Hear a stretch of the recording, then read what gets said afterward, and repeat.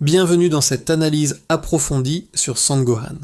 Gohan est sans doute l'un des personnages les plus fascinants et les plus débattus de l'univers de Dragon Ball.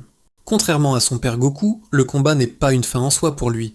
Dès son plus jeune âge, Gohan montre une dualité frappante, un potentiel de guerrier immense caché derrière une âme paisible. Pourquoi refuse-t-il si souvent la violence ? C'est simple.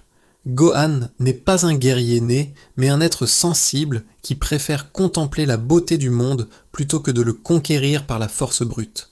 Cependant, cette douceur ne signifie pas une absence de force. Au contraire, ses moments les plus puissants, comme contre Cell, surviennent quand il est poussé à bout émotionnellement.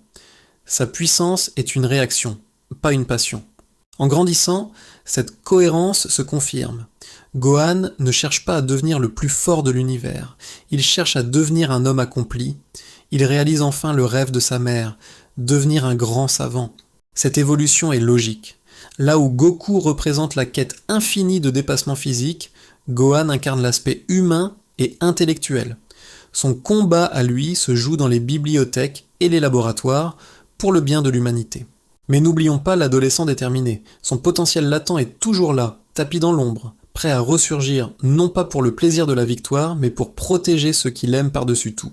Pour Gohan, la force est un outil, une responsabilité qu'il porte sur ses épaules pour garantir la paix. Il a montré que l'on peut être le protecteur de la Terre tout en restant fidèle à ses propres aspirations intellectuelles. En fin de compte, l'évolution de Son Gohan est un chef-d'œuvre de cohérence narrative.